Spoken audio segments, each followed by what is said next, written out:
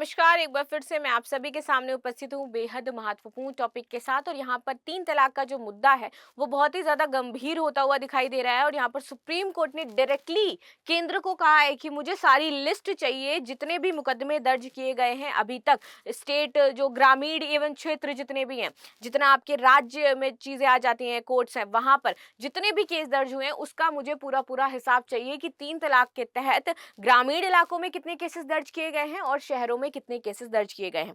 और तीन तलाक को लेकर के यहाँ पर ये कहा जा रहा है कि इसको लेकर के लगातार सुप्रीम कोर्ट में पिटीशन आ रही है कि ये चीजें गलत है।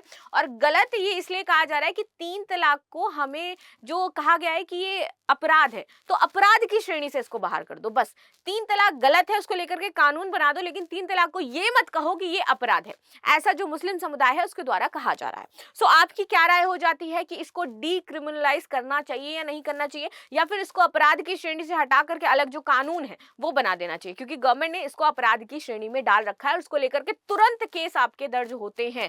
भले ही आपका ऐसा कोई केस दर्ज ना हो, मारपीट का, हिंसा में थोड़ी लेट हो जाए, लेकिन अगर तीन तलाक का केस है और आप जाते हो तो तुरंत जिस भी आप पुलिस चौकी थाने में जाओगे, वो सामने वाला पुलिस वाला आपका केस दर्ज करेगा। ठीक है, और ये करना ही पड़ेगा उसको। तो जितनी भी मुस्लिम महिलाएं हैं वो मुझे बताएं कि ये जो जब से तीन तलाक आया है आपको इसमें सहूलियत है या नहीं है, या फिर आप चाहते हो कि इसको डीक्रिमिनलाइज कर दिया जाए, क्योंकि ये महिलाओं के हित से संबंधित है। तो महिलाएं आप अपना पक्ष अवश्य रखें और साथ ही साथ क्या पुरुषों का कहना है वो भी बताएं।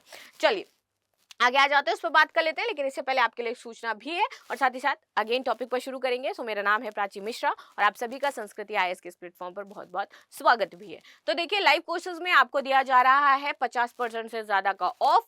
तो यूपीएससी जीएस की बात करते हैं तो मात्र 55,000 में ज्वाइन कर सकते हो। यूपीएससी जीएस प्लस सी सेट की बात करें तो मात्र 60,000 में आप ज्वाइन कर सकते हो। ठीक है, लाइव कोर्सेज है, यानी कि डायरेक्ट टीचर से आप इंटरेक्शन कर सकते हो during the class. In courses की वैधता आपकी 3 साल की होगी। प्रत्येक विषय खंड के प्रिंटेड क्लास नोट्स आपके घर तक पहुंचाए जाएंगे, जो भी सामग्री होगी वो आपके घर तक पहुंचाई जाएगी पढ़ने वाली। नियमित क्लास टेस्ट होंगे और मासिक मैगजीन आपको मिलती रहेगी जब तक आपका कोर्स चलता रहेगा, तब तक आपके घर में आती रहेगी। अगर आप रिकॉर्डेड क्लासेस चाहते हो तो वहां पर भी आपकी ये सारी सुविधाएं मिलेंगी और ये क्लासेस आप मात्र 50,000 में ले सकते हो। आगे आ जाते हैं, तीन तलाक मामले में कितने लोगों पर एफआईआर दर्ज है।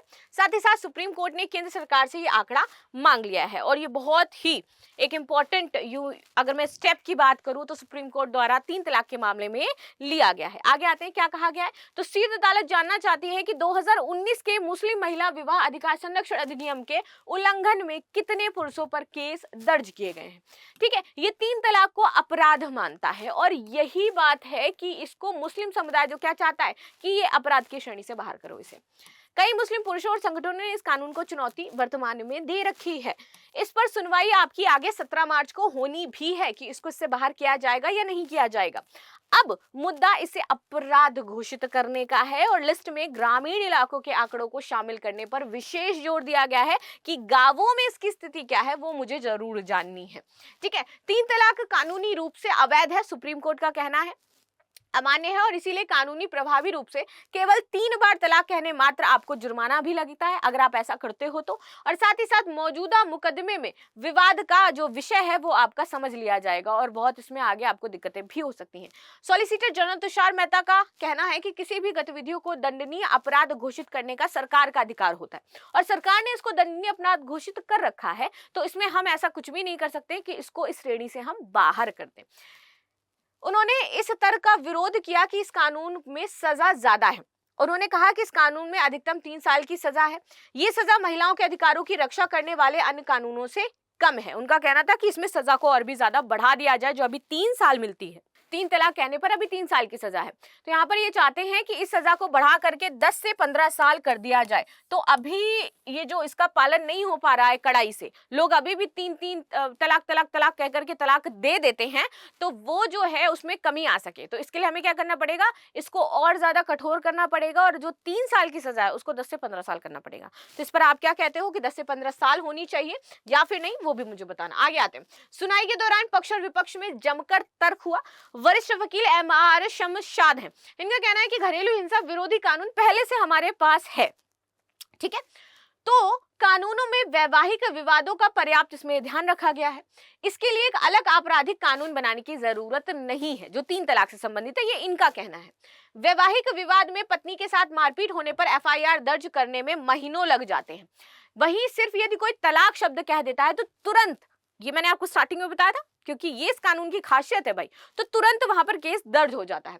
तुषार मेहता ने आईपीसी की धारा 506 का हवाला दिया। ये उनके जो अभी तक थे, ये वरिष्ठ जो आपके एम आर शमशाद हैं, ये इनकी बातें थी जो इन्होंने बोला।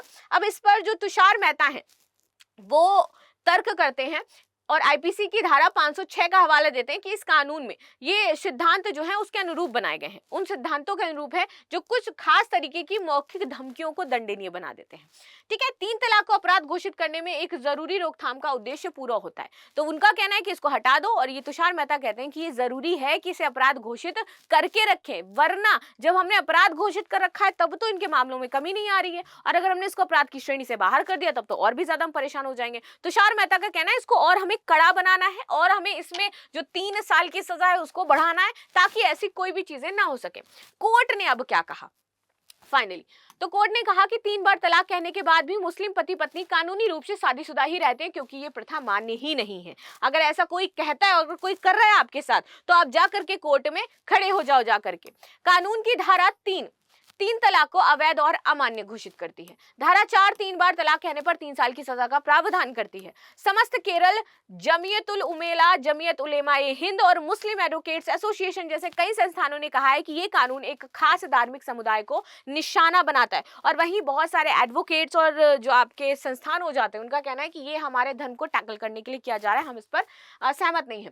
3 तलाक को तलाक के बिद्दत भी कहते हैं। शीर्ष अदालत ने 22 अगस्त 2017 को एक ऐतिहासिक फैसला लिया था और इसी दिन लगभग 1400 साल पुरानी जो प्रथा थी तलाक तलाक तलाक की, इसको समाप्त करके इसको अपराध घोषित कर दिया था। और तभी से इसको अपराध घोषित करने के बाद से ही बहुत सारे मुकदमे, बहुत सारी याचिकाएं दायर की गई कि इसको अपराध की श्रेणी से बाहर करो, हमें नए कानून की आवश्यकता नहीं है, पहले से महिलाओं के संरक्षण के लिए कानून बने हैं, तो इस तलाक से ऐसा कुछ भी होने वाला नहीं है। खैर, यहाँ पर गवर्नमेंट ने सही डिसीजन लिया, बिकॉज इससे बहुत ज्यादा एक्सप्लॉयटेशन हो रहा था महिलाओं का, और महिलाएं इससे कनेक्ट भी कर पा रही है कि हाँ अभी उनकी स्थिति पहले से बेहतर है।